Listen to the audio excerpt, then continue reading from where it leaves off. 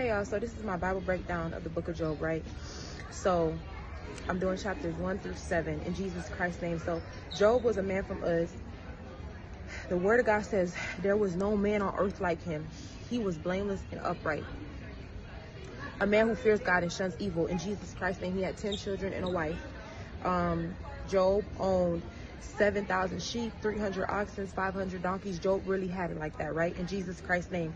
And one day as Satan was roaming the earth, he was talking to God about Job, right? And the Lord asked him, did he consider his servant Job? Now Satan put in his mind that the only reason Job was like, he feared God and he acted the way he did was because of the things that God gave him, right? In Jesus Christ's name. Verse 21 tells us, well, before that, when all that happened, Job lost his children, he lost his animals, he lost like everything, right? In Jesus Christ's name. And in verse 21, he said, naked I came from my mother's womb, and naked I will depart. The Lord gave, and the Lord has taken away. May the name of the Lord be praised. And he did not charge God in wrongdoing, right? In Jesus Christ's name. So in chapter 2, Satan roamed the earth for a second time, right?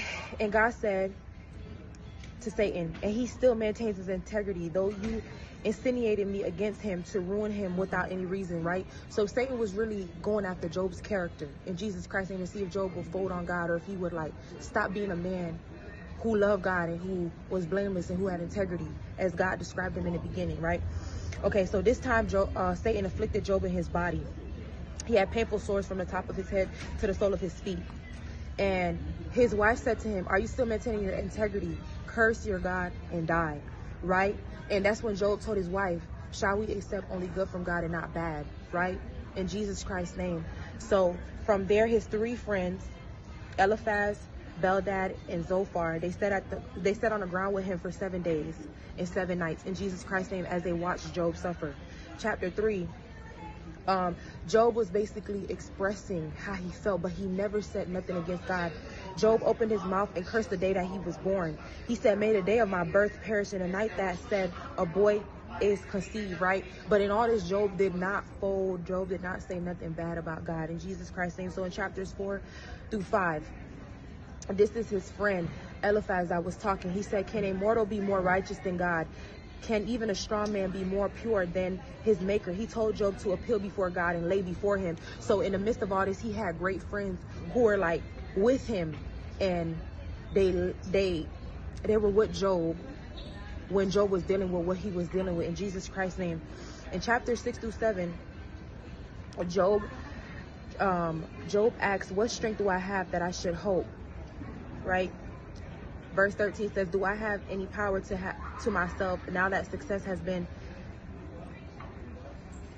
taken from me? So Job didn't say nothing against God. Like Job was just talking about himself. Like he cursed himself. He said things against himself, but he didn't say nothing against God. And he said, so that I prefer strangling and death rather than this body of mine. I despise my life. I would not live forever. Let me alone. My days have no meaning. In all of this, Job did not charge God with no wrongdoing. So that is my breakdown of chapters 1 through 7 in Jesus Christ's name. I love y'all.